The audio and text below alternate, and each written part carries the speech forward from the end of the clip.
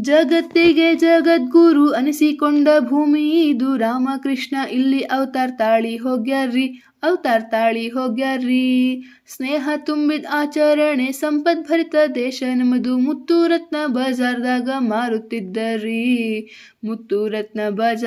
ಮಾರುತ್ತಿದ್ದರಿ. ಹೂಣ ಶಖ ಮೊಘಲರು, ಡಚ್ಚ ಫ್ರೆಂಚ ಆಗ್ಲರು, ದೇಶಕೋಶ ನಾಶ ಮಾಡಿ ನಮ್ ಜೀವ ತೆಗ್ದಾರ್ರಿ.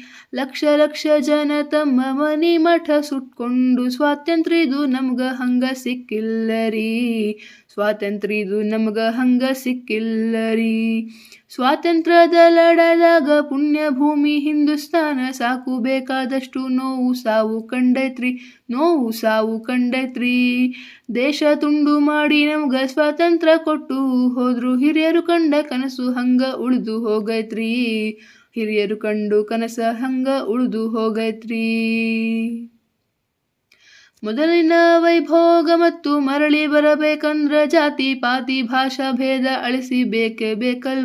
ಅಳಿಸಬೇಕೇ ಬೇಕಲ್ರಿ. ಹಿಂದೂ ಜನ ಒಂದಾದ್ರ ಭಾರಿ ಶಕ್ತಿ ತಯಾರಾಗಿ, ದೇಶ ಮತ್ತು ವಿಶ್ವಗುರು ಆಗೋದ್